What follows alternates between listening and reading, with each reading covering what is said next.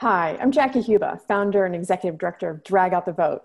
Now, Drag Out the Vote is a national nonpartisan nonprofit that registers, educates, and turns out voters with the art and activism of drag. Now, prior to founding this organization, I had never been an activist before. I just voted in presidential elections.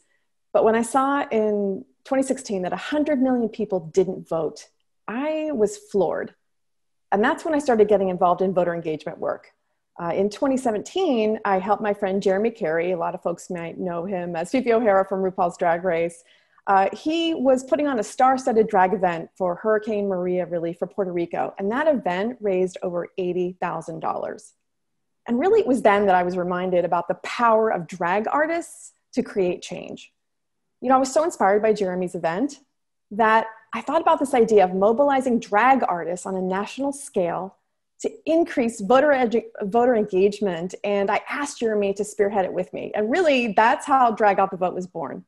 So now I'd like to bring on National Co-Chair Brita Filter to talk with us more about why it's so important to vote and about making a plan to vote. Now, Brita was on RuPaul's Drag Race Season 12, and she's actually the first queen of Polynesian descent to be on the show. She made headlines at the 2020 Women's March this year and is a fierce advocate in New York City. Welcome, Brita.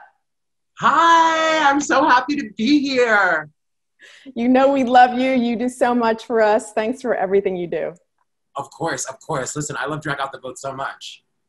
So with being on Drag Race, you have such a huge national platform now. And can you share with everyone how you're using your drag platform for activism?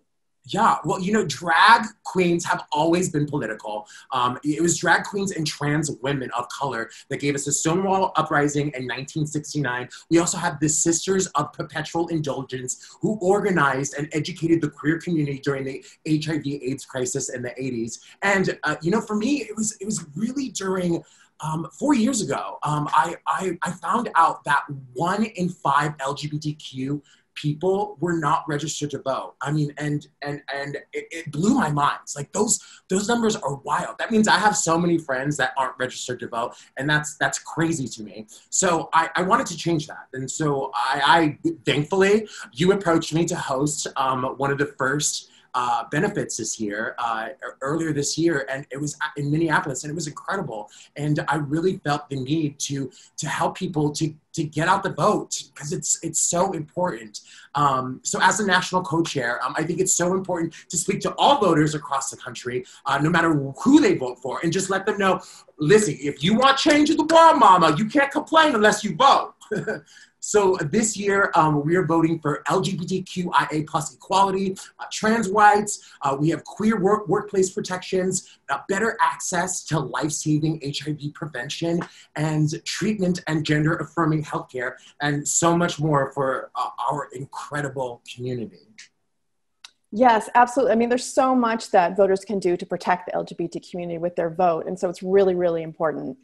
But, we're seeing an upswell of interest in casting ballot this year, but voters are also facing great difficulties and attempts at voter suppression. Can you share with the audience, how can they make sure their voice is heard this year? Well, I think what you need to do is you need to make a plan. Everyone needs to make a plan. You need to be organized when you come to this, especially during this pandemic. I think what people need to do is if you're able to vote early, vote early. Please vote early. Like go and find out. If you want to vote by mail, I suggest that you check out dragoutthevote2020.org/SOS for more information. And it's just very specific on procedures and what to do. And, if you're going to go to the polls, I suggest you make sure that you bring a mask, bring hand sanitizer, stay your social distance apart. I would even suggest bringing your own pen. Truly, because I just want everyone to be safe, but it's so important. I mean, I think also with voting early, you can schedule it in your schedule. It's much easier if you just vote early. So I really suggest that if people are going to go to the polls. Sure. I love that. Thanks for sharing all that. There's so many ways to vote in person, through the mail, and hopefully everyone will make that plan. Hey, Brita, thanks so much. And just remind everyone, if you want more information on how to drag out the vote with us, again, the URL is dragoutthevote2020.org. Thanks. Thank you.